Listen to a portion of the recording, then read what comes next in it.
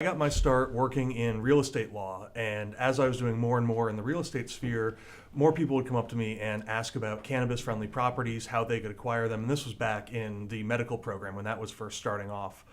Since then, my practice has really grown organically to now be sort of a start-to-finish cannabis firm, working with clients on everything from site evaluation and site acquisition through their application process, municipal relations, government relations, and ongoing into application management and future compliance work. You can have people who are out there and they have a phenomenal business model. They've assembled an incredible team. Their investors are ready to go, and they're circling around looking for sites to put this business in and try to contribute to the community.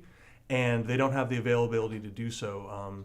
I believe it's about 2/3 of the towns in Massachusetts that have some form of moratorium or ban on cannabis. And when we look at that, that's 2/3. And that's of on the towns rec that are side. locked out. That's on the recreational side.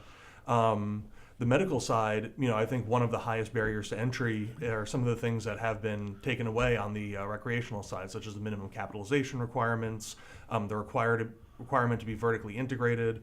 There's just a much higher barrier of entry cost-wise to enter on the medical side. So how would you advise someone, starting out in this zoning and finding property and everything? What would you- Make very good friends with your town officials. Start going to the meetings, start being an advocate, start pushing for cannabis zoning in your community, and that it has to be a priority to be recognized. This can't be pushed off to the last minute.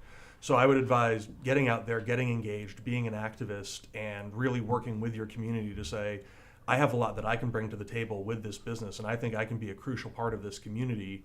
What can we do to support each other and meet in the middle? Yeah. I think before that, you need to have a really solid business model. We say over and over that cannabis businesses should be treated as a business like any other. I think the other side of that coin is you need to run it as a business like any other. The novelty value of cannabis goes down with every store that opens. So there's no more of those sort of front page on the Globe when you do your grand opening, maybe the first people who do it, but not the next 30.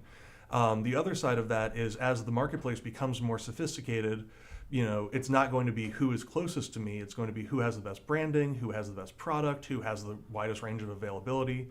So, I think you need to have a really, really rock solid business model that looks at what's the marketplace going to be like in 1 year, in 3 years, and in 5 years, and build your business off of that.